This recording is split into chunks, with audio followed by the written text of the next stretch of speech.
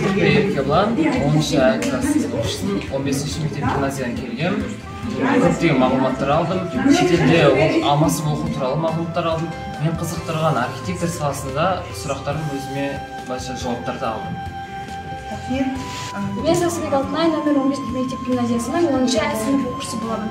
Мен осы Гумилев атындағы Евразия ұлттық университеті жайлы көптеген мағлұматтар білдім. Яғни мұғалімдік саласында физика мұғалімі, және де ағылшын мұғалімі, түрлі саладағы мұғалімдер жайлы қандай балл жинап, сол арқылы қалай мамандыққа түсуге болатындығы туралы толық мағлұмат алдым өзімнен.